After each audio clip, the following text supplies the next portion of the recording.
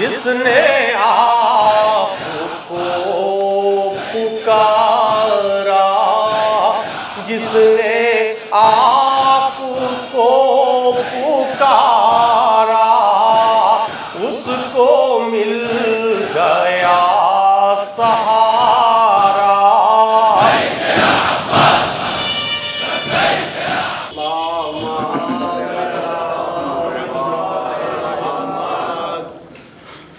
اعوذ باللہ من الشیطان اللعین الرجیم، بسم اللہ الرحمن الرحیم۔ الحمد للہ رب العالمین وبہ نستعین وہو المعین، والصلاة والسلام على سید الانبیاء والمرسلین، سیدنا ونبینا وشفیع ذنوبنا وطبیب قلوبنا ابی القاسم محمد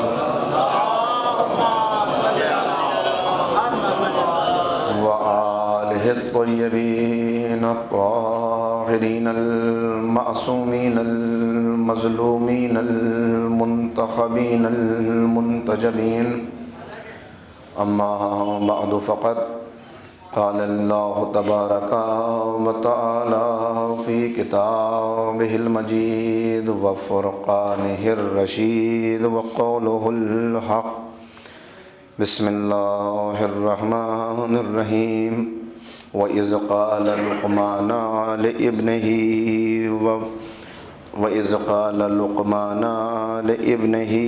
وَهُوَ يَعِظُهُ يَا بُنَيَّ لَا تُشْرِكْ بِاللَّهِ إِنَّ الشِّرْكَ لَظُلْمٌ عَظِيمٌ۔ صلوات پڑھیں۔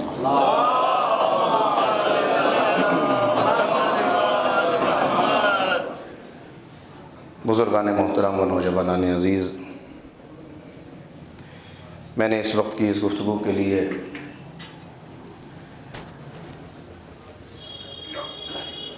حضرت لقمان علیہ السلام کی وصیتوں میں سے ایک وصیت کو آپ کی خدمت میں اس قرآن کی آیہ کریمہ کے حوالے سے پیش کیا۔ بہت سی وصیتیں ہیں حضرت لقمان کی، جن میں سے کچھ کا تذکرہ ہم آج کی اس مجلس میں کرنے کی کوشش کریں گے۔ 31واں سورہ قرآن حکیم کا سورہ لقمان ہے، جس میں حضرت لقمان کی بعض وصیتوں کا تذکرہ ہوا ہے۔ اس میں پہلی وصیت جس کو اس آیہ کریمہ میں بیان کیا گیا، مگر اس سے ذرا سا پہلے تھوڑا سا پس منظر آپ کی خدمت میں بیان کر دوں، اور اس پس منظر سے پہلے اسی سورے کے اندر اس سے پہلے جو 6 آیت ہے، اس کے اندر اور زیادہ توجہ حاصل کی گئی مومنین کی، جو آج کے دور سے بڑی مطابقت رکھتی ہے۔ اس لیے کہ اس آیہ کریمہ میں ان لوگوں کا ذکر کیا گیا کہ جو بیہودہ باتوں کو قیمت دے کر خریدتے ہیں، بیکار کی چیزوں کو، بیہودہ باتوں کو قیمت دے کر خریدتے ہیں۔ وَمِنَ النَّاسِ مَن يَشْتَرِي لَهْوَ الْحَدِيثِ، الفاظ ہیں قرآن کے کہ بعض وہ افراد ہیں کہ جو لہو الحدیث، بیہودہ باتیں، انہیں خریدتے ہیں۔ اس کا بھی ایک پس منظر ہے، پہلے ذرا سا وہ بیان کروں۔ ایک شخص تھا حضور سرور کائنات حضرت محمد مصطفیٰ کی تبلیغ کے راستے میں بڑی رکاوٹیں پیدا کرنے والا۔ اس کا نام تھا نضر ابن حارث۔ اس کا کام یہ تھا کہ تاجر تھا، بہت امیر و رئیس تھا۔ جب یہ جاتا تھا مختلف ممالک کے اندر سفر کرتا تھا تو وہاں سے جو داستان گو تھے، جو قصے اور کہانی کہنے والے تھے، ان کو وہاں سے لے کر آتا تھا۔ اس کے بعد لوگوں سے یہ کہتا تھا کہ تم کیا قوم عاد و سمود کے قصے سنتے ہو محمد سے، آؤ میں تمہیں بہترین قصے سنانے والے تمہارے سامنے پیش کرتا ہوں، ان سے روم کی داستانیں سنو، ایران کی داستانیں سنو، سہراب کے واقعات سنو، شجاعت کی باتیں سنو۔ اور لوگ بڑے غور و فکر کے ساتھ ان باتوں کو سننے میں مشغول ہو جاتے تھے اور قرآن اور تبلیغ اور حضور کی باتوں سے منہ پھیر لیا کرتے تھے۔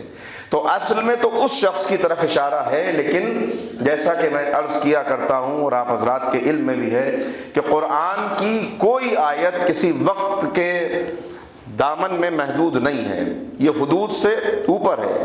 لہذا آج کے دور میں اگر آپ دیکھیں تو آج بھی جو ہمارے سامنے یہ مادہ پرستانہ نظام ہے، اور آج بھی جو ابلیس کوششیں کر رہا ہے، تو اس کی کوششوں میں سب سے زیادہ کوشش یہی ہے کہ لوگوں کو اتنا مصروف کر دو بیہودہ باتوں میں کہ یہ قیمت دے کر بیہودہ باتوں کو خریدیں، اور ان کے پاس وقت ہی نہ ہو کہ یہ اپنے اوپر غور کر سکیں، ہم آئے کہاں سے ہیں، ہمیں جانا کہاں ہے، ہمارا مقصد حیات کیا ہے، ہماری قوم کہاں جا رہی ہے، ہماری نئی نسل کس راہ پر چل رہی ہے۔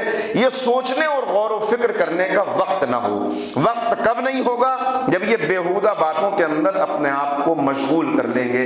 بیہودہ باتیں، اس دور کی بیہودہ باتیں وہ تھیں کہ وہ واقعات بیان کیے جاتے تھے جھوٹے قرآن کے مقابلے میں، حقیقی قرآن کی داستانوں کے جو عبرت انگیز داستانیں ان کے مقابلے میں۔ اور آج کیا ہے؟ آج قیمت دے کر ہماری نئی نسل مصروف ہے پوری طرح سے۔ کتنا وقت ہے ان کے پاس؟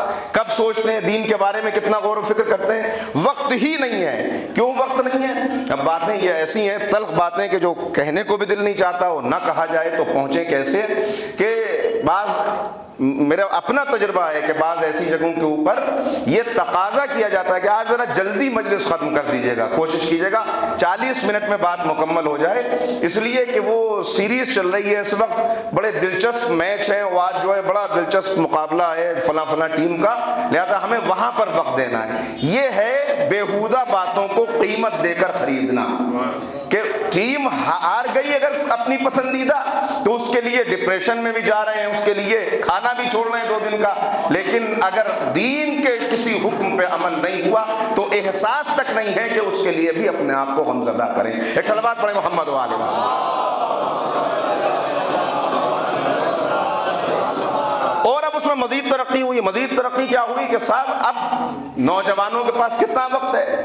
اتنا وقت کہ کون سی فلم ریلیز ہونے والی ہے، اس میں جو ایکٹرز اور ایکٹریسز ہیں ان کا کیا کردار ہے، ان کا بارے میں اسکینڈلز ان کو بڑا چڑھا کے پیش کیا جاتا ہے، اور اس کے اندر وہ پوری طرح مصروف ہیں، جس کو اقبال نے کہا تھا کہ غرق کر دو ذکر و فکر صبح و گاہی میں انہیں۔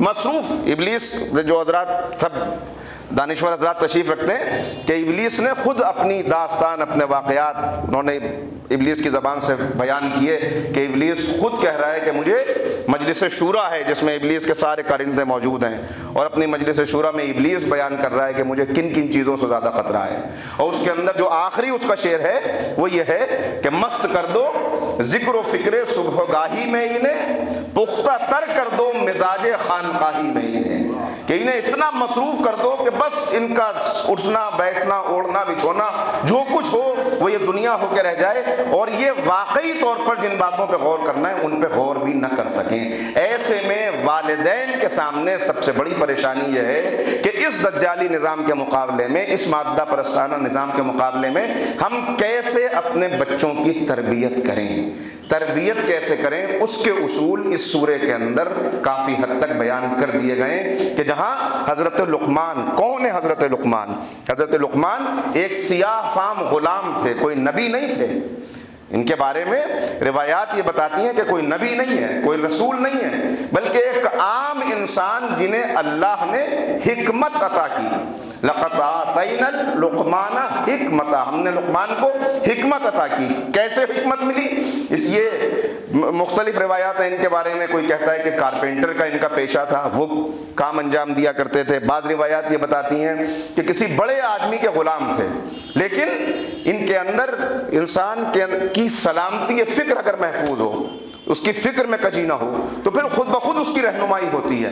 لہذا اللہ نے ان کی رہنمائی کی اور انہیں حکمت عطا کی۔ وہ حکمت جو انہیں ملی تھی اس پر انہوں نے پوری زندگی گزار دی، لوگوں کو دعوت دی، اور آخر میں اس کا خلاصہ اپنے بیٹے کو وصیت کی شکل میں، پوری زندگی کا ماحصل، پوری زندگی کا لب لباب کہ کیا ہے یہ دنیا اور کیسے اس میں زندگی گزارنی ہے، وہ انہوں نے وصیت کی شکل میں اپنے بیٹے کو پہنچا دیا۔ وہ وصیت بہت مشہور تھی عرب میں۔ ذرا توجہ کیجیے گا اس بات پر کہ کیوں قرآن حکیم نے حضرت لقمان کے ذکر کو اپنے دامن میں محفوظ کیا۔ عرب میں جیسے آج کے دور میں آپ جب کوئی بات کہتے ہیں تو کبھی علامہ اقبال کا شعر کوٹ کر دیتے ہیں، کبھی غالب کا شعر سنا دیتے ہیں، تو یہ اشعار کے ذریعے جو افراد مقبول ہوتے ہیں ان کی باتیں پہنچا کر لوگوں کی توجہ حاصل کرنے کی کوشش کی جاتی ہے کہ جسے تم اپنی نگاہ میں بڑا سمجھتے ہو وہ بھی یہ کہا کرتا تھا۔ اس دور میں کہ جب پیغمبر تبلیغ کر رہے ہیں، حضرت لقمان کی باتیں بڑے مشہور تھیں۔ عرب دنیا میں حضرت لقمان کی باتوں کو، ان کے پند و نصائح کو بڑی اہمیت دی جاتی تھی اور ان کی باتیں دہرائی جاتی تھیں۔ لہٰذا پورا سورہ قرآن نے محفوظ کر لیا کہ جس لقمان کی باتوں کو تم اتنی اہمیت دیتے ہو، دیکھو وہ لقمان بھی وہی پیغام دیتا تھا جو پیغام ہمارے رسول لے کر آئے ہیں، یہ لوگوں کی توجہ کو حاصل کرنے کے لیے۔ تو مغز اور ماحصل جو ہے ان کی پوری زندگی کا نچوڑ جو ہے، ایک باپ مرتا ہے تو اپنے بیٹے کو، ایک امیر مر رہا ہے تو وہ بتائے گا کہ بیٹا دیکھو فلاں سے لینا ہے، فلاں کو دینا ہے، اس کے اوپر قرضہ باقی ہے، وہاں پر دفینہ ہے، وہاں پہ میرے بینک بیلنس اتنا ہے، وہ سب جا کر وصول کر لینا۔ جو جو چھوڑ کے جاتا ہے وہی وصیت کرتا ہے کہ بیٹا ان کی حفاظت کرنا۔ اب ایک ایسا اللہ والا انسان وہ چھوڑ کے کیا جائے گا دنیا میں؟ اس لیے کہ اللہ والا تو کچھ چھوڑ کے ہی نہیں جاتا، جو کچھ ہوتا ہے سب اپنے ساتھ لے کے جاتا ہے۔ تو جو لے کے جا رہے ہیں اس کے متعلق چاہتے ہیں کہ بیٹا بھی اسی راہ پر قائم رہے جس پر میں ہوں۔ لہذا کہتے ہیں پہلی وصیت بیٹے کو کر رہے ہیں اور کہہ رہے ہیں یا بنیا لا تشرک باللہ، اے میرے لال دیکھو شرک نہ کرنا، ان الشرک لظلم عظیم، اس لیے کہ شرک ظلم عظیم ہے۔ یہ پہلا درس ہے جو آج میں نے عرض کیا آپ کی خدمت میں کہ تربیتی اصول کیا ہیں، کیسے اولاد کی تربیت کی جائے، کیسے نئی نسل کو سنبھالا جائے، اس کے تعلق سے یہ پہلی بات ہے کہ یہ عقیدہ راسخ کر دیا جائے ان کے دل میں کہ دیکھو شرک نہ کرنا، شرک ظلم عظیم ہے، یعنی لا الہ الا اللہ پر قائم ہو جانا، کلمے کو اپنی زندگی پر ایسا راسخ کر لینا اپنی زندگی کے اندر کہ کوئی عمل تمہارا بغیر کلمے کے نہ ہو۔ جب بھی قدم اٹھاؤ یہ خیال رہے کہ ایک وحدہ لا شریک ہے جو ہمیں دیکھ رہا ہے، جس کے متعلق ہمیں جو اعمال کرنے خود اس دنیا میں نہیں آ گئے، وہی خالق ہے، وہی مالک ہے، اسی کی بارگاہ میں حاضر ہونا ہے اور اسی کو اپنے اعمال کا جواب دینا ہے۔ لہذا پہلی چیز یہ بتائی انہوں نے کہ لا الہ الا اللہ، اس کے اوپر قائم ہو جانا۔ اور لا الہ الا اللہ کے اندر خود بخود چھپا ہوا ہے محمد الرسول اللہ۔ ایک صلوات پڑھیں تو میں عرض کرتا ہوں آپ کے خدمت۔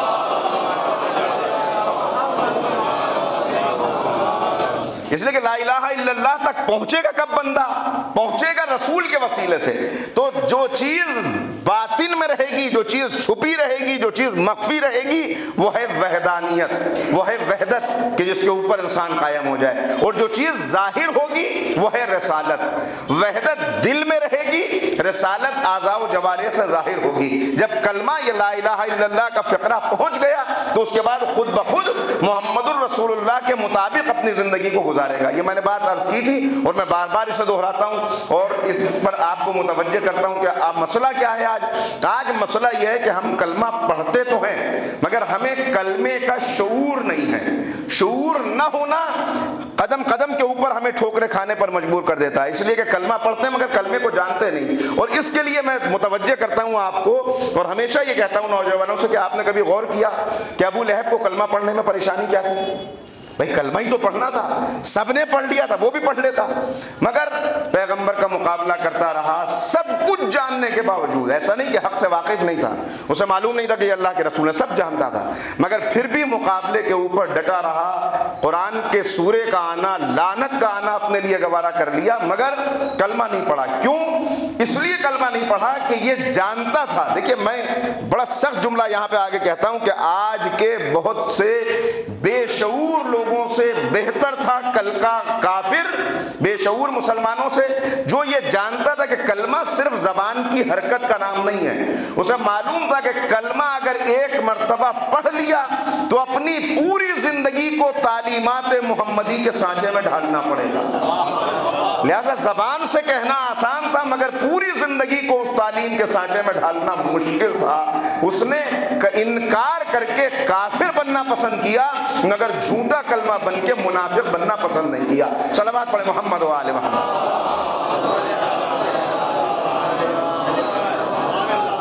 تو پہلی چیز یہ بتا رہے ہیں وہ کہ نسلوں کو آنے والی کلمے کا شعور عطا کرو۔ یہ بتاؤ کہ دیکھو شرک ظلم عظیم ہے۔ ظلم کیا ہے؟ ظلم یہ ہے کہ جو چیز جہاں کی ہو وہاں سے اسے ہٹا دیا جائے۔ اللہ خالق ہے، مخلوق کو اللہ بنا دو، یہ بھی ظلم ہے۔ اللہ کو مخلوق بنا لو، یہ بھی ظلم ہے۔ اس کے رتبے سے ہٹا دینا، یہ ظلم۔ تو بیٹے ظلم نہ کرنا۔ اور اس کے بعد فوراً آگے بڑھ کے، ابھی بات یہیں تک چلی لیکن پھر یہاں پہ آگے اب گفتگو ہوئی تو کہا وَوَصَّيْنَا الْإِنسَانَ بِوَالِدَيْهِ، ہم نے انسان کو وصیت کر دی اس کے والدین کے سلسلے میں۔ والدین کے سلسلے میں کیا وصیت کر دی؟ ایک یہ عجیب بات ہے کہ جہاں بھی اللہ اپنی بات کرتا ہے فوراً والدین کی طرف متوجہ کرتا ہے، اس لیے کہ اگر والدین کی اطاعت اور فرما برداری نہیں ہے تو جو اپنے باپ کی اطاعت نہیں کر سکتا وہ اپنے روحانی باپ یعنی رسول کی اطاعت بھی نہیں کر سکتا۔ تو اب یہاں پر متوجہ کیا گیا، اور پھر اس کے بعد اور زیادہ توجہات حاصل کرنے کے لیے انسان کو پھر کہا جا رہا ہے کہ دیکھو ذرا خیال رکھنا اپنی ماں کا، والدین میں بھی ماں کا۔ اللہ اکبر۔ وَحَمَلْتُهُ، اس نے تمہارے حمل کو رکھا، امہ تمہاری ماں نے، کیسا؟ وَهْنًا عَلَىٰ وَهْنٍ، مصیبت پر مصیبت اٹھا کر، ایک مصیبت کے بعد دوسری مصیبت، ایک پریشانی کے بعد دوسری پریشانی، یعنی حمل کو رکھنا 9 مہینے، یہ کتنی پریشانیاں، کتنی دشواریاں، کتنی پہلے 3 مہینے کی پریشانیاں کچھ اور ہوتی ہیں، دوسرے 3 مہینے کی کچھ اور ہوتی ہیں، تیسرے جو مرحلہ آتا ہے 3rd ٹرائمسٹر اس کی پریشانیاں، تو مرحلہ وار جو پریشانیاں اس کو یہاں پر ذکر کیا جا رہا ہے کہ دیکھو ایک ایک مرحلے پر اس نے تمہارے لیے پریشانی اٹھائی ہے، ان کا خیال رکھنا۔ والدین کے سلسلے میں وصیت کر دی اور والدہ کے سلسلے میں خاص توجہ حاصل کی کہ اس نے پریشانیاں اٹھا کر تمہارے حمل کو محفوظ رکھا اور تمہیں اس دنیا کے اندر پہنچا دیا، لہذا اس کے بارے میں غافل نہ ہونا۔ تو یہ 3 بس یہیں پہ آگے بڑھیں گے یہاں سے، لیکن ذرا سا یہیں پہ پھر میں توجہ آپ کی حاصل کروں گا۔ ایک مرتبہ صلوات پڑھیں تاکہ بات۔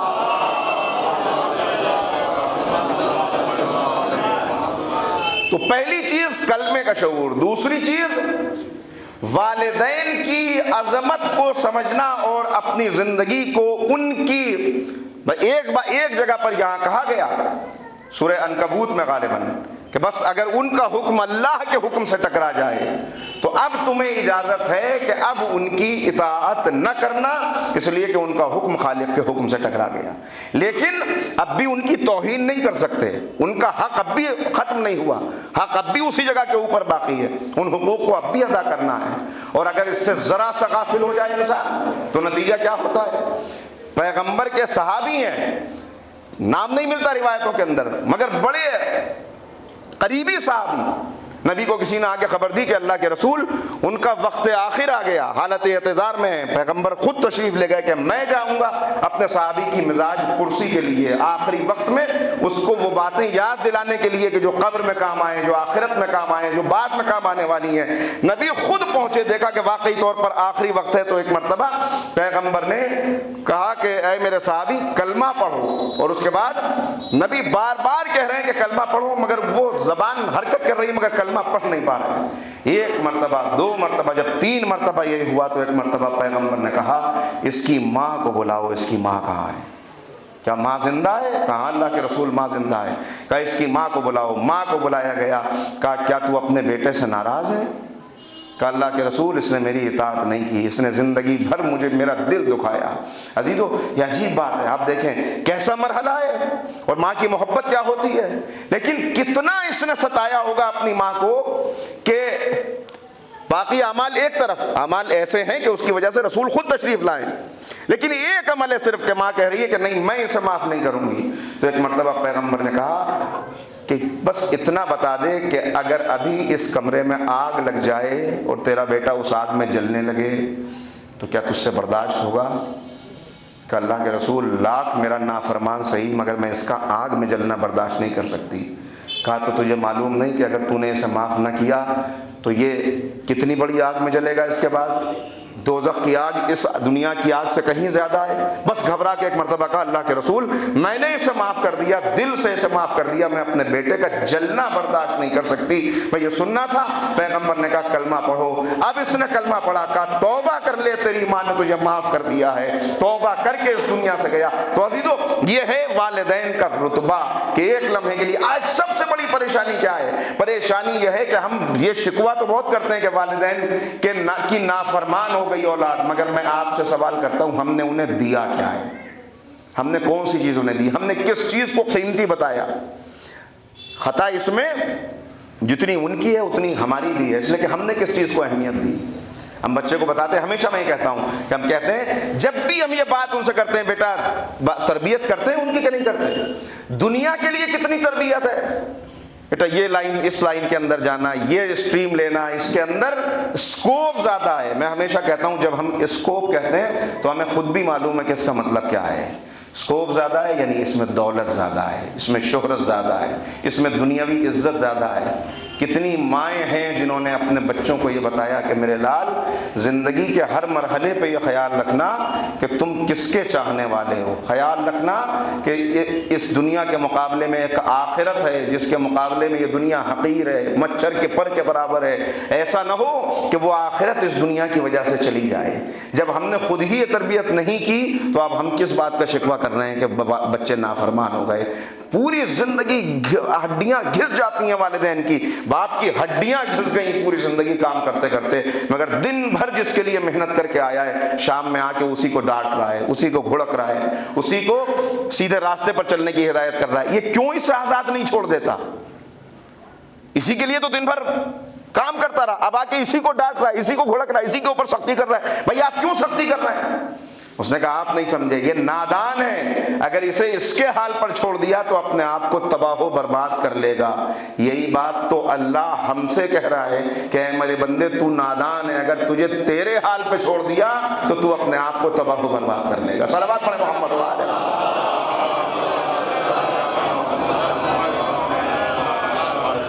اس کے بعد جو حضرت لقمان نے اپنے بیٹے سے بات کہی ہے، اللہ اکبر، کتنی وہ بات، اگر واقعی طور پہ وہ عقیدہ ہم اپنی نئی نسلوں میں منتقل کرنے پہ کامیاب ہو گئے تو اس کے بعد کوئی سبب نہیں ہے کہ ہمیں ان سے کسی طرح کا کوئی شکوہ ہو اور وہ بہترین انسان بن کے اس دنیا میں نہ رہ پائیں۔ دنیا بھی ہاتھ آئے گی اور آخرت میں ملے گی۔ وہ چیز جو نہیں منتقل کر پا رہے وہ کیا؟ اس کو سمجھانے کا طریقہ۔ یا بنیا، پہلے تو ہر بات میں کہتے ہیں اے میرے لال، اے میرے نور نظر۔ ہم جب کوئی بات کہتے ہیں معذرت کے ساتھ تو جب دنیا کی بات ہوگی تو بڑی محبت سے ان کو بٹھا کے سمجھائیں گے کہ دیکھیے بیٹا آپ ایسا کیجئے، یہ کیجئے، وہ کوچنگ اچھی ہے، یہ اسٹریم بہتر ہے۔ اور جب دین کی بات ہوگی تب کیسے کیا انداز ہوتا ہے؟ جب دین کی بات بتائی جائے تو پہلے تو خود حضرت لقمان کا یہ لہجہ، یا بنیا، اے میرے لال، تاکہ ایک قربت کا اسے احساس ہو، اسے معلوم ہو کہ میرا باپ مجھ سے محبت کرتا ہے۔ اکثر بچوں کو کیا شکایت ہے؟ ماں محبت کرتی ہے لیکن باپ کی محبت وہ ظاہر نہیں ہو پاتی۔ ہمارا سب سے بڑا مسئلہ یہی ہے کہ ہم اپنی محبت کو ظاہر نہیں کر پاتے۔ محبت کو ظاہر کرنا ضروری ہے، ظاہر نہیں کریں گے تو احساس کیسے ہوگا اسے قربت کا؟ اکثر یہ پریشانی آتی ہے اور لوگ آ کے کہتے ہیں، یہ بالکل اس وقت کی پرابلم ہے سب سے زیادہ کہ صاحب کیا کریں، جس کو پال پوس کے اتنا بڑا کیا، اب جب زندگی کا اہم ترین فیصلہ کرنے کا وقت آیا تو یہ کہتا ہے کہ میں اپنی شریک حیات کا انتخاب خود کروں گا۔ اب بتائیے، ہم تو کسی کو منہ دکھانے کے لائق نہیں رہیں گے، یہ فلاں جگہ جا رہا ہے اور یہ کر رہا ہے۔ بھائی سوال یہ ہے کہ جب وہ اب آپ کو یاد آئی، اب آپ پہنچے ہیں، وہ کہہ رہے ہیں بتائیے کچھ کیجئے، بتائیے کیسے اس کو اپنے قابو میں رکھا جائے، کیسے اپنی بات منوائی جائے۔ سوال یہ ہے کہ جب یہ زندگی کے چھوٹے چھوٹے فیصلے کر رہا تھا، کیا تب آپ اس کو مشورہ دے رہے تھے، اس کے ساتھ شریک تھے، اس کے اتنے قریب تھے کہ اس کو یہ احساس ہو کہ مجھے ہر مشورہ اپنے والد سے کرنا چاہیے؟ جب چھوٹے چھوٹے مشوروں میں اس کو آزاد چھوڑ دیا تو اب بڑا مشورہ اگر یہ خود کر رہا ہے تو سوال یہ ہے کہ آپ پہلے کب شریک رہے کہ آج اتنے بڑے مشورے پر معاملے میں یہ آپ سے آ کے مشورہ کریں. لہٰذا ہر مرحلے کے اوپر یہ احساس کرانا ہے, بچوں کو یہ بتانا ہے ہم تم سے محبت کرتے ہیں, ہم جو بات کہیں گے وہ تمہاری بھلائی کی بات ہوگی. اگر یہ بات اس کے ذہن میں راسخ ہو گئی, یا بنیا کہہ کے خطاب کر رہے ہیں, اے میرے لال, اے میرے نور نظر. آپ کو یاد ہے حدیث قصہ آپ پڑھتے ہیں کس انداز سے رسول خطاب کر رہے ہیں, کس انداز سے شہزادی, یا قرۃ عینی و ثمرۃ فؤادی, اے میرے میوہ دل, اے میرے نور نظر. یہ انداز ہے بچوں سے خطاب کرنے کا. اگر اس انداز سے گفتگو کریں, اس کے بعد کیا بات کہی ہے انہوں نے کہ اے میرے لال سنو, اگر ایک رائی کا دانہ ہو, دیکھیے رائی کا دانہ کتنی چھوٹی چیز ہے, اور وہ رائی کا دانہ کسی چٹان, بڑی چٹان کے پیٹ میں ہو, وہ چٹان چاہے زمین پہ ہو چاہے آسمان پہ ہو, یعنی چاہے اسپیس میں ہو چاہے کہیں پر بھی ہو, اور اس کے اندر ایک رائی کا دانہ ہو. اب اس رائی کے دانے کو ڈھونڈنا ہے. پہلے ایسے ہی اپنے ذہن کو ذرا متوجہ کریں, آسان ہے اس رائی کے دانے کو ڈھونڈنا. پہلے تو پورے ایک پہاڑ ہے, ایک چٹان ہے جو کہیں پر ہے, تو پہلے تو اس چٹان کا ہی تلاش کرنا. پھر وہ چٹان اگر مل گئی تو ایک رائی کا دانہ ہے جو اس کے اندر کہیں ہے, اسے تلاش کرنا آسان ہے, ممکن ہے. آپ توڑیے اسے, 2 حصوں میں تقسیم ہو جائے گی. اب بھی آپ نہیں کہہ سکتے کہ کس حصے کے اندر رائی کا دانہ ہے. اور زیادہ توڑیے, 50 ٹکڑے کر لیجئے, 100 کر لیجئے, لیکن اب بھی آپ نہیں جانتے کہ وہ رائی کا دانہ اس کے کس ٹکڑے کے اندر محفوظ ہے.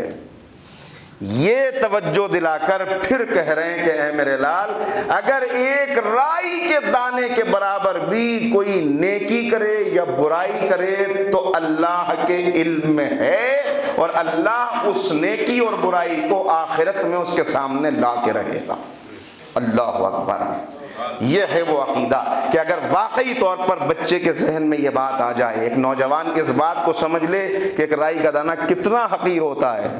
ایک چینی کے دانے کو آپ اپنے ہاتھ پہ رکھیے, چینی کا دانہ سے بھی رائی کا دانہ, اس سے چھوٹی کوئی چیز تصور نہیں کی جا سکتی جو آنکھ سے دیکھی جا سکے.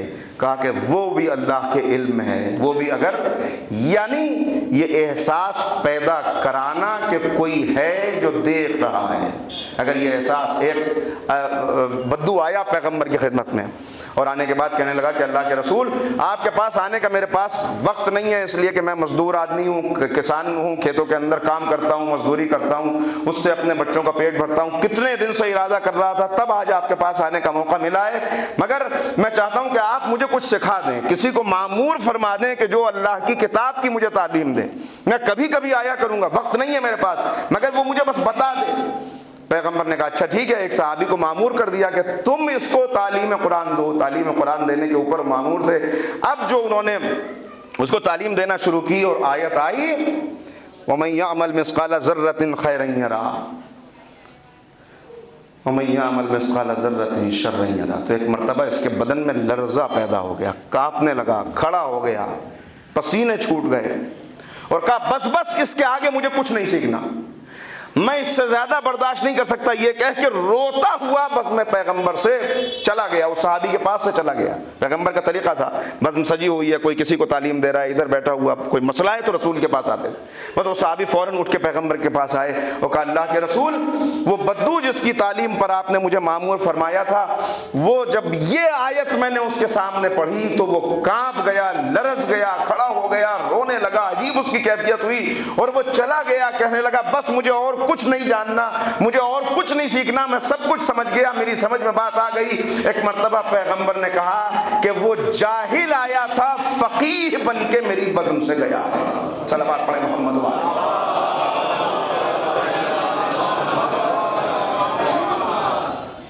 کہ اگر کوئی جاہل آیا تھا, پیغمبر سند دے رہے ہیں, کوئی اور کہے تو آپ کہہ سکتے ہیں کہ غلو سے کام لیا, لیکن یہاں اللہ کا جو نمائندہ ہوتا ہے وہ کسی بات کو کہنے میں کوئی تکلف نہیں کرتا, وہ سچ سچ باتوں کو بیان کرتا ہے.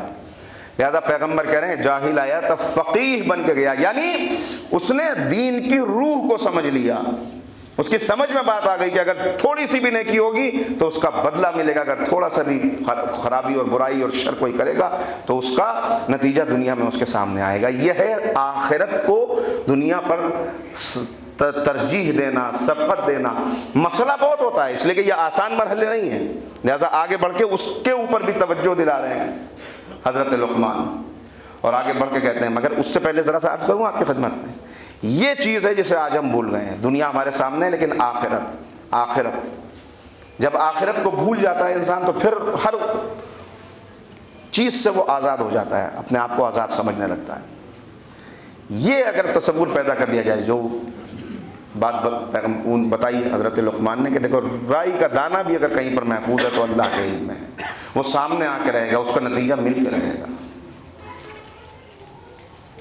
واقعہ مجھے یہاں پہ یاد آتا ہے، بیان کیا جاتا ہے مظفر محمود کے نام سے کوئی بادشاہ گزرا ہے جو گجرات کا حاکم تھا۔ اس نے اپنے دربار میں ایک شخص کو رکھا ہوا تھا جس کا کام یہ تھا کہ اس نے ایک اجلا کفن اس کے پاس رہتا تھا اور اس کے اندر کافور لگا ہوا تھا۔ یہ اس سے کہتا تھا کہ میں حاکم ہوں، بادشاہ ہوں، اور ظاہر سی بات ہے کہ جب میں تخت پر بیٹھوں گا تو بہت ساری باتوں کو میں بھول جاؤں گا، لوگ فیصلہ کرانے میرے پاس آئیں گے۔ ہو سکتا ہے کہ ایک طرف میرا اپنا عزیز ہو، دوسری طرف ایک عام آدمی ہو، میرا جھکاؤ اپنے عزیز کی طرف ہونے لگے، میں ناانصافی کرنے لگوں، میں ظلم کرنے لگوں۔ جب بھی میں ایسا کروں تو اس انسان کو، اس شخص کو سخت تاکید تھی اس کی طرف سے کہ جب بھی میں ایسا کروں اس کفن کو لہرا دینا، دربار کے اندر اٹھ کے اپنی جگہ سے یہ کفن مجھے دکھا دینا تاکہ اس کی خوشبو مجھ تک آئے، اس کفن کو میں دیکھوں اور مجھے یاد آ جائے کہ اگر میں نے آج ظلم کیا تو ذرہ برابر ظلم کا نتیجہ بھی مجھے آخرت میں دیکھنا پڑے گا۔ اس چیز کو آج ہم بھولے ہوئے ہیں، جس کے لیے مولا کائنات فرماتے ہیں اے غافل انسان، تجھے خبر بھی نہیں ہے تیرا کفن بازار میں آ چکا ہے۔ میں یہ شیروانی پہن کے آیا ہوں، اب میں داخل ہوا ہوں تو میں چاہتا ہوں ہر آدمی دیکھے۔ تکبر سے گردن اکڑی ہوئی ہے، ہمارے لباس کو دیکھا جائے، ہمیں دیکھا جائے۔ پیغمبر فرماتے ہیں دنیا والے تمہارے ظاہر کو دیکھتے ہیں، اللہ تمہارے باطن کو دیکھتا ہے۔ لوگ دیکھتے ہیں لباس کتنا قیمتی ہے، گھڑی کون سی کمپنی کی ہے، موبائل کون سے ماڈل کا ہے، کیسے مکان میں رہتے ہیں، گاڑی کون سی استعمال کرتے ہیں۔ آج یہی چیزیں ہیں نا ہماری پرائرٹیز۔ کوئی رشتہ تلاش کرنے جائیں آپ تو پہلے یہی چیزیں دیکھی جاتی ہیں، لیکن جس چیز کو اللہ دیکھتا ہے اس کو دیکھنے کے لیے ہمارے پاس وہ چشم بصیرت ہے ہی نہیں۔ کہ دنیا والے ظاہر کو دیکھتے ہیں، اللہ باطن کو دیکھتا ہے۔ صلوات علی محمد وعلی۔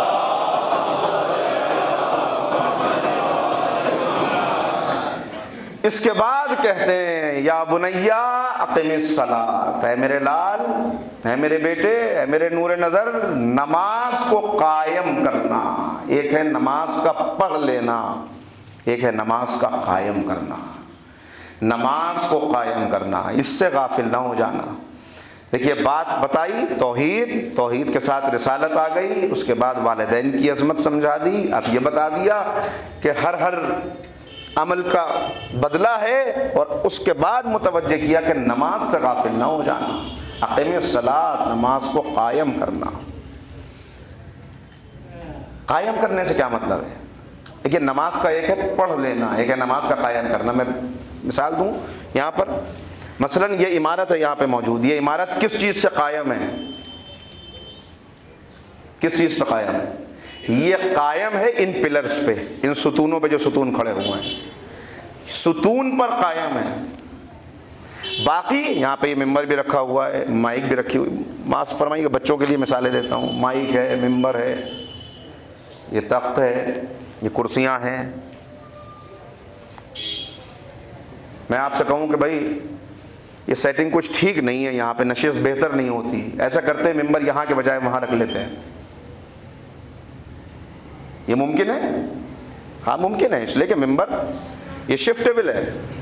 گھر کا فرنیچر بھائی اب ایسے ٹھیک نہیں لگ رہا، ایسا کرتے ہیں بیڈ ادھر کرتے ہیں، یہ کرسیاں ادھر ڈالتے ہیں، یہ صوفہ یہاں پہ، ہاں ٹھیک ہے آج اب یہ سیٹنگ تھی، شفٹ ہو سکتی ہے ہر چیز، فرنیچر کو شفٹ کیا جا سکتا ہے، امام بارگاہ میں ممبر اور مائک کو شفٹ کیا جا سکتا ہے، مگر پلر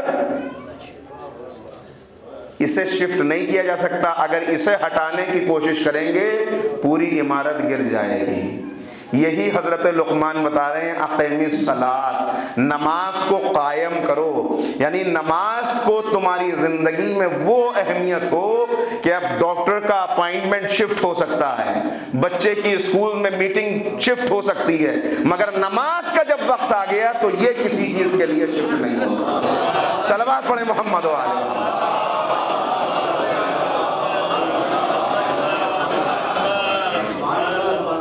ہمارے یہاں اس میں میں بھی شامل ہوں، ہم سبھی شامل ہیں. پڑھنی ہے، ہاں پڑھنی ہے. ابھی تو اذان ہوئی ہے، ابھی تھوڑا رکے. عزیزو میں ایک سوال یہاں پر کرتا ہوں آپ سے اور بس سمیٹ رہا ہوں گفتگو کو. مجھے صرف ایک بات بتائیے کہ آپ کے گھر کا ایک خادم ہے، ایک ملازم ہے. اس ملازم کو آپ کے سامنے بیٹھا ہوا ہے، گھر کا خادم ہے، سامنے بیٹھا ہوا ہے.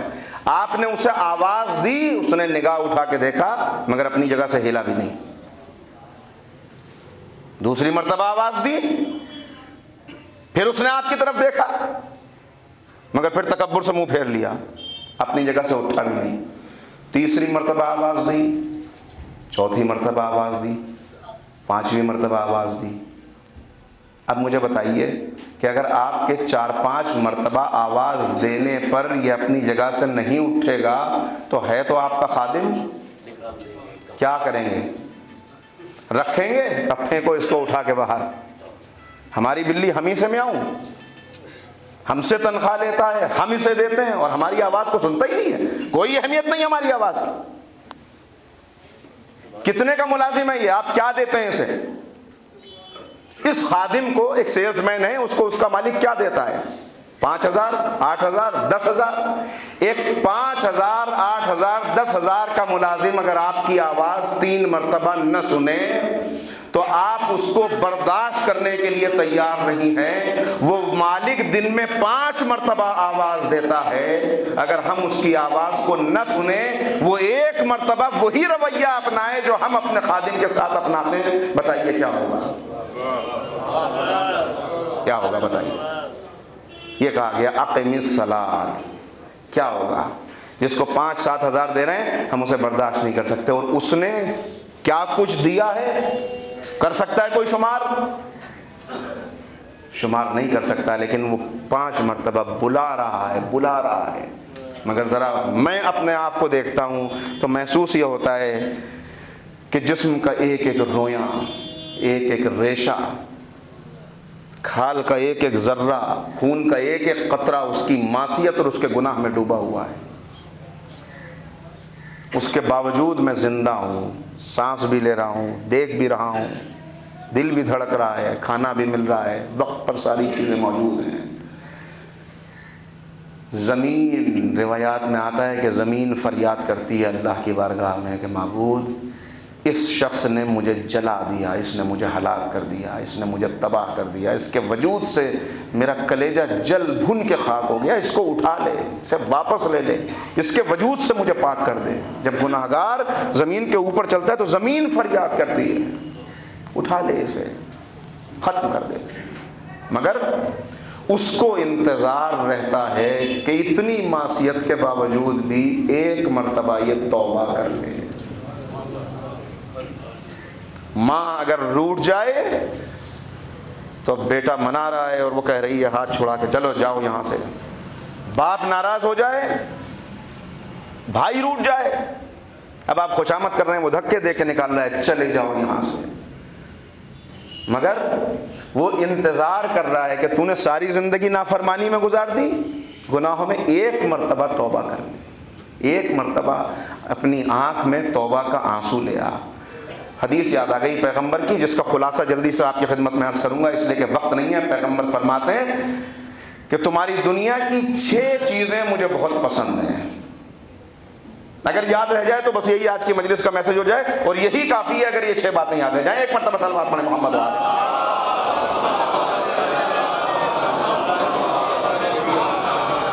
اللہ رے پیغمبر کا انداز کہ بات یاد رہ جائے اس کے لیے کتنا سہل کر کے بات کو بیان فرما رہے ہیں کہ تمہاری دنیا کی 6 چیزوں سے مجھے بڑی محبت ہے.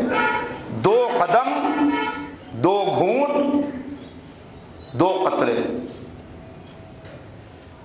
لوگوں کو یاد رہ جائیں، بات پہنچ جائے، اس لیے کتنا آسان کر کے پیغمبر فرما رہے ہیں کہ 6 چیزیں تمہاری دنیا کی ایسی ہیں جن سے میں محبت کرتا ہوں۔ 2 قدم، کون سے 2 قدم؟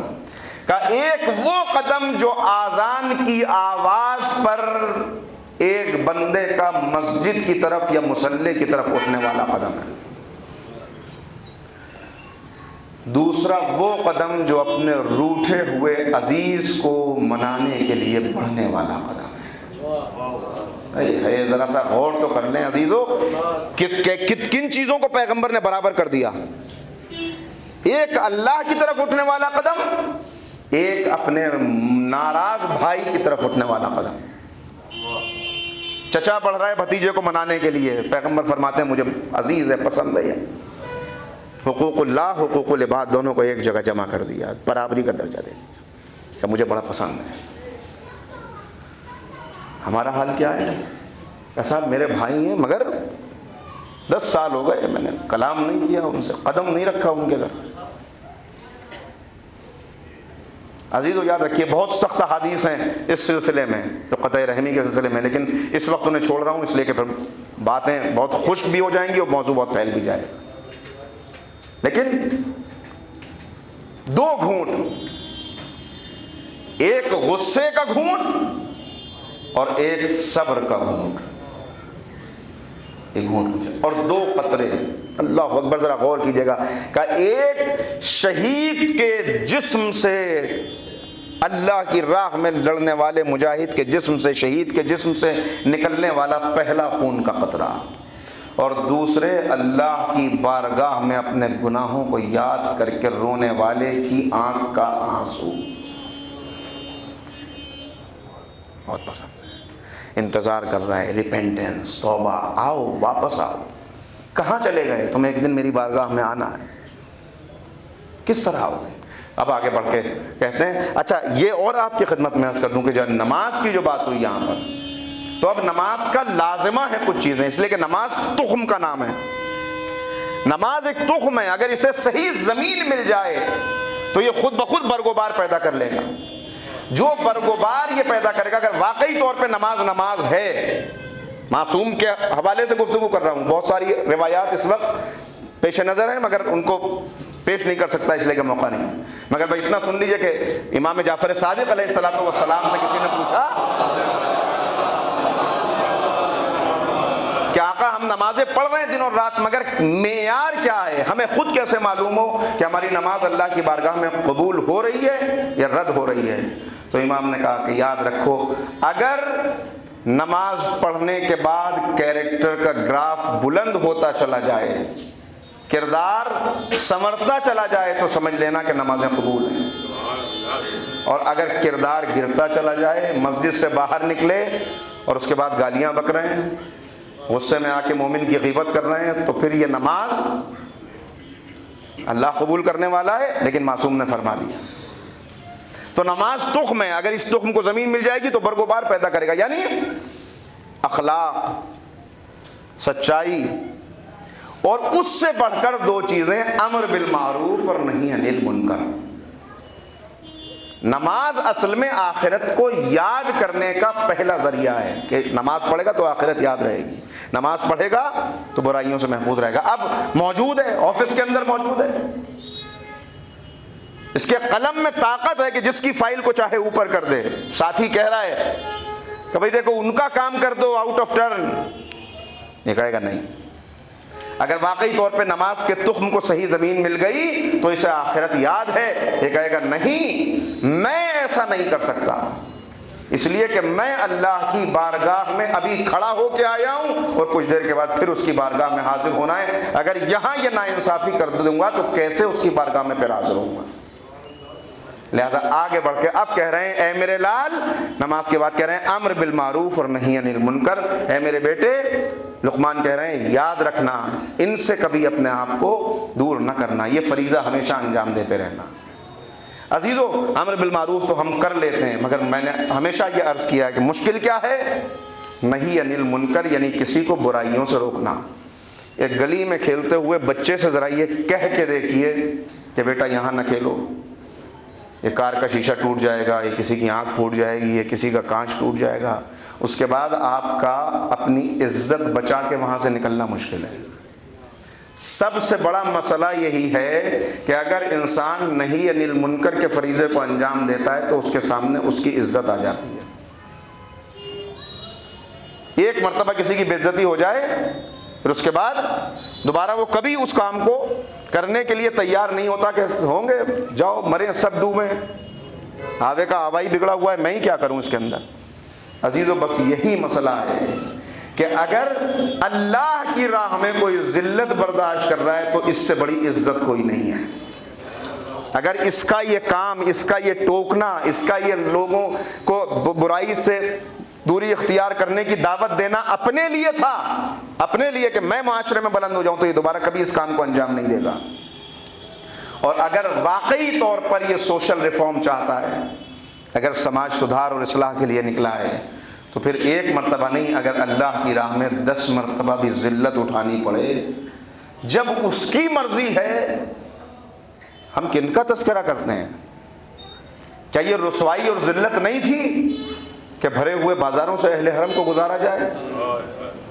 مگر اللہ کی خاطر تھا تو آپ دیکھیں کہ کس مصیبت کو انہوں نے اپنے لیے برداشت کر لی۔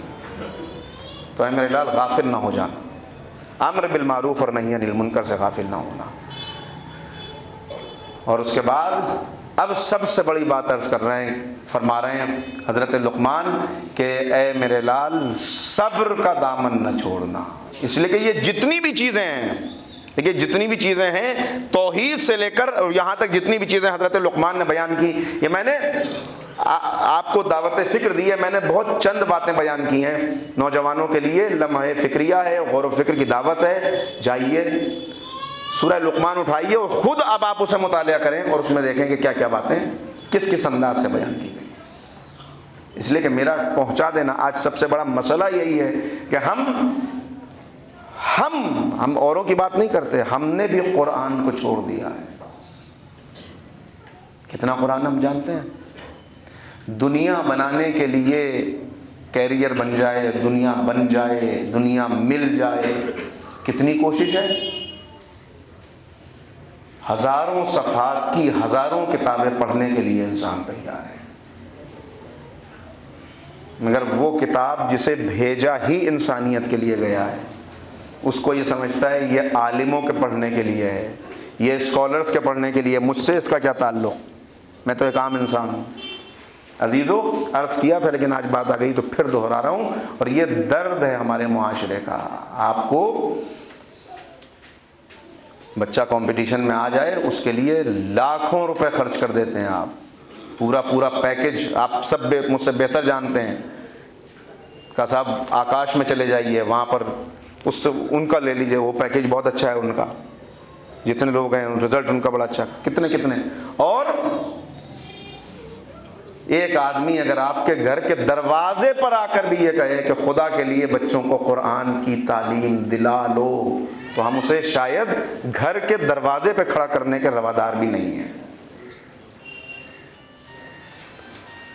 پیغمبر فرما رہے ہیں، نہیں قرآن کہہ رہا ہے، اللہ اکبر، قرآن کی آیت ہے، کوئی روایت نہیں سنا رہا کہ پیغمبر کون سا پیغمبر ہے، بس بات کو میں نے ختم کر دیا، آخری مرحلہ آ گیا، باتیں ابھی بہت سی رہ گئی ہیں وصیت میں سے، وہ آپ، اور اس کے علاوہ بھی کچھ وصیتیں وہ ہیں جو قرآن کے اندر محفوظ ہیں، کچھ وصیتیں حضرت لقمان کی وہ ہیں جو ائمہ طاہرین نے اپنے اقوال میں، اپنی حدیثوں میں بیان کی ہیں۔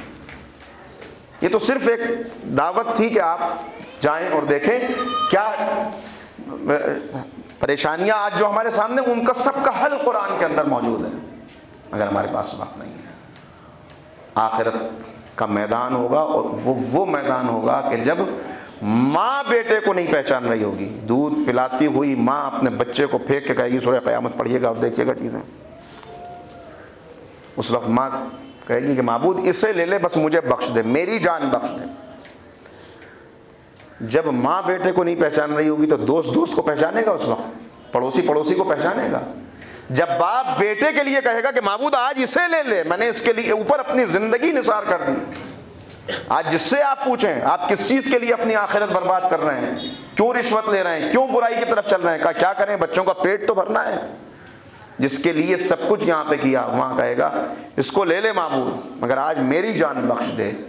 جب سب کو اپنی پڑی ہوئی ہوگی اس وقت ایک شخص ہوگا، ایک ہستی ہوگی جو کہے گا یا رب امتی امتی امتی، اے میرے معبود میری امت میری امت میری امت۔ لیکن اب سمجھ لیجئے کہاں پر کہ ایسے میں کہ جب ماں بیٹے کو نہ پہچان رہی ہو، باپ بیٹے سے دامن چھڑا رہا ہو، اگر ایسے میں کسی کا سہارا ہو تو وہ کتنا بڑا سہارا ہے۔ لیکن اب ذرا سا دوسرا رخ اس کا دیکھ لیجئے، وہی پیغمبر ہوں گے جو ایک قوم کی طرف، کچھ لوگوں کی طرف، ایک گروہ کی طرف اشارہ کر کے کہیں گے یا رب انا قوم اتخذوا ھذا القرآن مہجورا۔ قرآن ہے، یہ روایت نہیں ہے۔ اے میرے اللہ یہ وہ قوم ہے جس نے میرے شکایت کر رہے ہیں پیغمبر، شکایت، وہ جس کا سہارا وہاں پہ وہی وہاں پہ کہہ رہا ہے کہ یہ وہ افراد ہیں کہ جنہوں نے قرآن کو تنہا چھوڑ دیا، مہجور کر دیا، قرآن کو مہجور کر دیا۔ بس میری گفتگو ختم ہو گئی عزیزو۔ مقصد یہ تھا کہنے کا کہ جن والدین کو واقعی طور پر یہ شکایت رہتی ہے کہ بچے مانتے نہیں بات کو، جنریشن گیپ آ گیا، اب ہماری ترجیحات اور ہیں، ان کی ترجیحات اور ہیں، ایک میرا صرف اس میسج کو سمجھ لیں، انہیں لائیے، انہیں قرآن کی تعلیم دلائیے، انہیں قرآن سے قریب کیجئے۔ پہلا مرحلہ ہے پڑھنا، جب پڑھنا سیکھ جائیں تو پھر مرحلہ ہے سمجھنا۔ پڑھنے والے، میں نے عرض کیا تھا کسی موقع پر، پھر اسے دہرا رہا ہوں کہ آج آپ دیکھیں دنیا میں سب سے زیادہ چھپنے والی کتاب قرآن، مگر اس کی بدقسمتی دیکھیے، سب سے زیادہ چھپنے والی قرآن، سب سے زیادہ پڑھی جانے والی قرآن، پڑھنے والے بہت، سمجھنے والے، دائرہ تنگ ہو گیا، اور عمل کرنے والے بہت سے ایسے ہیں کہ پڑھتے بھی ہیں، سمجھتے بھی ہیں، مگر جب عمل کا میدان آتا ہے تو بھول جاتے ہیں قرآن ہم سے کیا چاہتا ہے۔ بس بات ختم ہوئی تو کہتے ہیں کہ میرے لال صبر کی ہر چیز میں ضرورت ہے۔ اسی اب آخرت کی بات آ گئی ہے تو سن لیجیے، یہاں پر ایک گروہ ایسا ہوگا کہ تمام امتیں کھڑی ہوئی حساب دے رہی ہوں گی، ابھی ان کا حساب و کتاب چل رہا ہے، اور ایک گروہ ایسا ہوگا جو اس حساب و کتاب کے سے بچ کر، اس کی ضرورت ہی نہیں اس کے لیے، وہ سیدھا جنت کی طرف جا رہا ہوگا۔ اس وقت ملائکہ ان سے سوال کریں گے تم لوگ کون ہو؟ ابھی تو ساری امتیں حساب دے رہی ہیں، تم کون ہو؟ کس نبی کی امت ہو؟ کیا تمہارا عمل ہے کہ تم حساب و کتاب سب سے بچا دیے گئے براہ راست جنت میں بھیجے جا رہے ہو؟ اس وقت وہ کہیں گے ہم صبر کرنے والے ہیں۔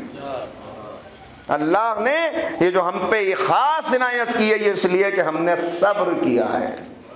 استعینوا بالصبر والصلاۃ، مدد طلب کرو صبر کے ذریعے اور نماز کے ذریعے۔ ان اللہ مع الصابرین، اللہ صبر کرنے والوں کے ساتھ ہے۔ توحید پہ عمل کریں گے تو کچھ نہ کچھ دل کے اوپر قابو کرنا، وہاں بھی صبر کی ضرورت ہے۔ رسالت کے راستے پہ چلیں گے تو کچھ نہ کچھ اپنی ترجیحات کو چھوڑنا پڑے گا، خواہشات کو، وہاں بھی صبر کی ضرورت ہے۔ والدین کی فرما برداری کریں گے جتنی چیزیں بھی آئیں وہاں بھی صبر کرنا پڑے گا، اس لیے کہ جنریشن گیپ آ گیا، ان کی ترجیحات الگ ہیں، میری الگ ہیں۔ وہ کہہ رہے ہیں ادھر چلو، میں چاہتا ہوں ادھر چلوں۔ وہ کہہ رہے ہیں اس وقت نہ جاؤ، میں چاہتا ہوں کہ ابھی چلا جاؤں۔ یہاں صبر کرنا پڑے گا ہر منزل کے اوپر۔ پھر بات آ گئی کہ حضور فرماتے ہیں کہ ایک گھر کے اندر ایک بزرگ کی حیثیت، اگر کسی کو بہت بڑی نعمت ہے یہ، کسی کا بوڑھا والد اگر زندہ ہے اللہ اسے طول عمر عنایت فرمائے، کسی کی والدہ اگر حیات ہے اللہ اس کو صحت اور طول عمر عنایت فرمائے، بہترین موقع ہے آپ کے لیے۔ جن کے چلے گئے اللہ ان کے درجات کو بلند فرمائے۔ پیغمبر فرماتے ہیں جس گھر کے اندر ایک بزرگ موجود ہے اس بزرگ کی حیثیت اس گھر میں وہ ہے جو ایک امت میں نبی کی حیثیت ہوتی ہے۔ عجیب و غریب حدیث ہے، ایک امت میں جو نبی کی حیثیت ہوتی ہے وہ گھر میں ایک بزرگ کی حیثیت ہے۔ کون سا بزرگ؟ جس کے لیے ہمیشہ ہماری زبان پہ جھڑکیاں ہیں، جو تنگ آ کر اپنی موت کی دعائیں مانگ رہا ہے، اس کے لیے بزرگ کی حیثیت۔ تو اب یہاں بھی صبر کرنا پڑے گا، اسی لیے فرما رہے ہیں امر بالمعروف اور نہی عن المنکر، وہ مارکے بھی طے نہیں ہو سکتے۔ میں نے عرض کر دیا کہ جسے جو عزت کی قربانی دے سکتا ہو، ہم نے کیا سمجھ لیا؟ بس بات ختم ہے۔ ہم نے یہ سمجھ لیا کہ امر بالمعروف اور نہی عن المنکر سے ہمیں کیا رابطہ؟ ہم نے نماز پڑھ لی، روزہ رکھ لیا تو ہمارا کام، یہ تو علماء کا کام ہے، یہ تو ممبر پہ بیٹھنے والوں کی ذمہ داری ہے۔ جی نہیں، یہاں قرآن علماء سے خطاب نہیں کر رہا۔ والمؤمنون والمؤمنات بعضهم اولیاء بعض تأمرون بالمعروف وتنہون عن المنکر۔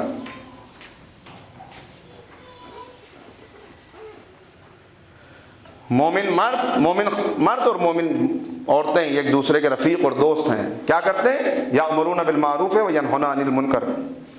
کنتم خیر امت اخرجت للناس، تم بہترین امت ہو، تمہیں کھڑا کیا گیا ہے، تمہیں لایا گیا ہے۔ کیوں؟ تأمرون بالمعروف وتنہون عن المنکر، کہ تم امر بالمعروف اور نہی عن المنکر کے فریضے کو انجام دے سکو۔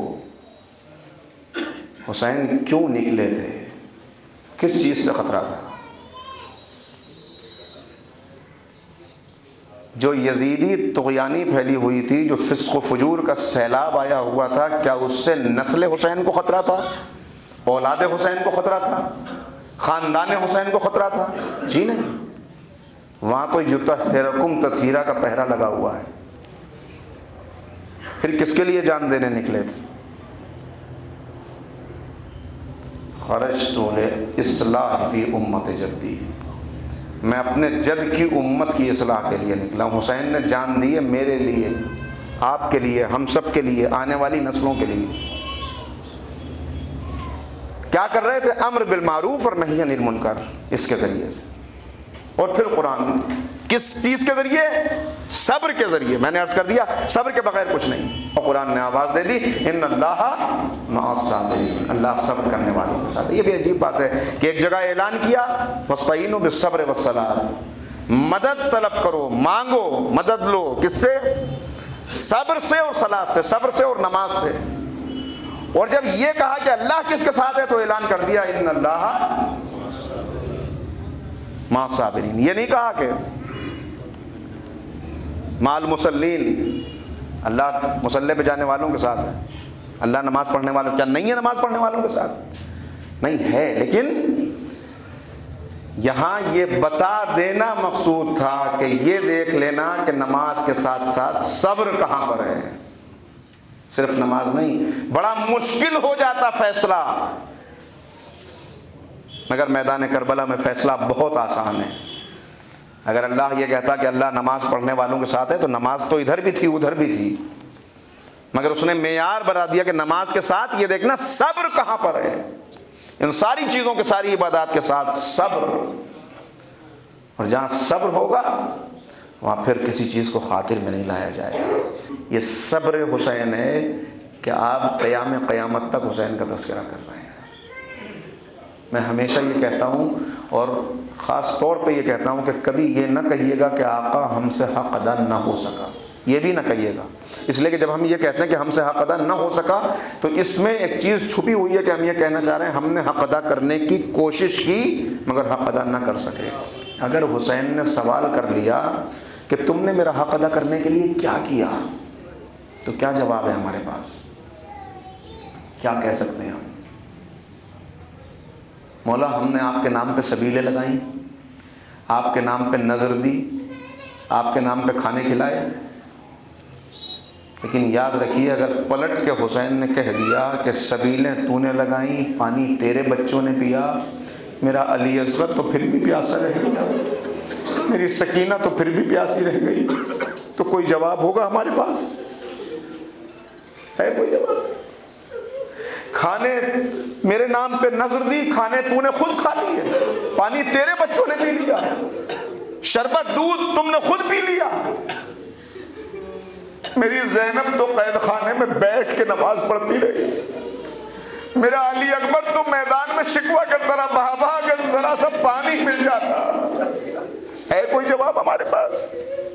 نہیں نہیں، یہ تو ان کی طرف سے احسان میں اضافہ ہے کہ اگر ہم ان کا نام لے کر خود کھا لیں تو وہ اسے بھی قبول کر لیتے ہیں، اگر ہم ان کا نام لے کر خود پی لیں تو وہ اسے بھی قبول کر لیتے ہیں۔ حسین اللہ اکبر وہ محسن ہے کہ جس کا احسان آج بھی جاری ہے اور طلوع صبح محشر تک جاری رہے گا۔ جس نے آپ کو پکارا، جس نے آپ